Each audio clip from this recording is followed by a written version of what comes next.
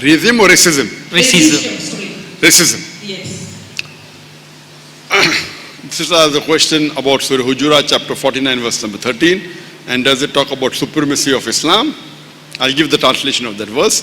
Surah Hujurat, chapter 49, verse number 13 says, Ya ayyuhan nasu inna khalaqnakum zakrin wa unsa wa jalnakum shu'uban wa qaba'ila lita'arafu inna akramakum indallahi atqakum innallaha alimun khabir, which means, O humankind, we have divided you into nations and tribes, so that you shall recognize each other, not that you shall despise each other. And the most honored in the sight of Allah subhanahu wa ta'ala is the person who has taqwa. This verse of the Quran doesn't talk about supremacy of Islam. It talks about that all human beings are equal in the sight of Allah. It doesn't talk about supremacy of Islam. It talks all human beings. Allah has divided them into nations and tribes. Otherwise, Surah Rum chapter 30 verse 21 says, Allah has made you into different colors and different languages. So all this is so that you recognize each other, not that you shall fight each other. That means, according to this verse, sex is not the criteria for one human being to be superior to the other human being. Wealth is not the criteria for one human being to be superior over the other human being. The color of the skin is not the criteria. The age is not the criteria.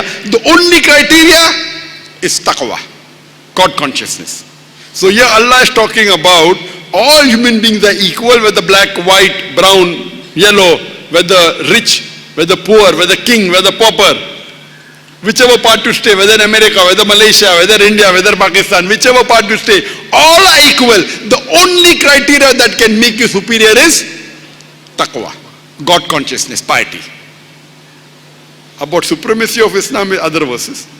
But this verse is talking about taqwa. The only way is taqwa. Regarding a question, how can we solve this problem of racism in this multiracial society? Sister, Islam is against racism. Our beloved Prophet Muhammad ﷺ said in his last farewell Hajjul Wida sermon, he said that no Arab is superior to a non-Arab. Neither a non-Arab superior to an Arab. No black is superior to a white, neither a white superior to a black.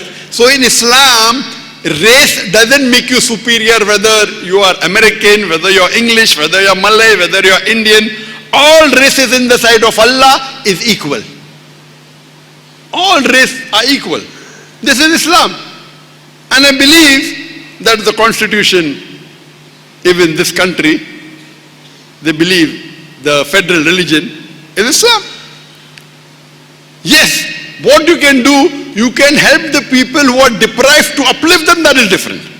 If people are deprived, if you feel this community is deprived and I want to help them because they are deprived, that's a separate issue. That you can do. But you cannot say I'm a superior race, I'm an Arab, therefore I'm more superior, I'm an Indian, therefore I'm more superior, I'm a Malay, therefore I'm more superior, I'm an American. No. In Islam, all are equal. All human beings are equal, but it doesn't end there. It says that highest is taqwa. And we follow the guidelines of Allah subhanahu wa ta'ala. You cannot say all are equal and then you start doing things which are not correct. You can't go and rape someone saying we are equal. You cannot make prostitution common. Cannot make drug addiction allowed. All these are guidelines laid by Allah. That means human beings are equal, but you don't allow them to spoil the society. So the guidelines for the society is the glorious Quran. This Quran is the last and final revelation of Allah subhanahu wa ta'ala revealed to the whole of humanity. It is the future world constitution, the do's and don'ts. You don't have to have a conference to know what is good, what is bad. Our Creator already gave it to us. Only thing what we have to do is study it and implement it. Study this, study the seerah of the Prophet, study the hadith of the Prophet, and all the replies are there. Quran has the solution to the problems of humanity. So if you know that there is a problem in society, whether it be American society, whether UK society, whether Indian society, whether Malay society, whether Saudi society, check it with the Quran. If you are following the rules of the Quran, then the problem will be solved. If you grow against the teachings of the Quran, the problem will be there. This Quran has the solution to the problems of humanity. It is so easy. But if we Muslims have faith in Allah and His Rasul, we will be top of the world. Today, we want to satisfy other people rather than satisfy Allah and His Rasul. Today we are more knowing what will the UN tell us. What will this country think about me? You are more bothered about what will others think about me. You are more bothered about pleasing others than pleasing Allah and His Rasul.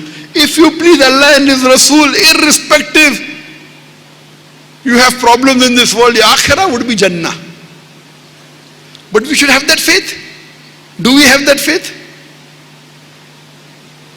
So if we have that faith, that Quran has the solution to the problems of humanity, Islam has the solution to the problems of humanity, and study Islam, and you see wherever Islam has been implemented in its true form, you get results. And the best example is the time of the Prophet and the Khulafa Rashidin. You know, the people, the non-Muslims, they invited the Khalifa, Hazrat Umar and others, come and attack our place and remove our ruler so that we have a benevolent ruler like you. And people say Islam was spread by the sword. Now, you cannot give example of a single Muslim country anywhere in the world. Sorry to say. Not a single Muslim country anywhere of the world where you can say is following Quran and Sunnah in total. Some parts, okay. But overall, no. Inshallah, Allah, I ended my talk by quoting a verse from the Quran.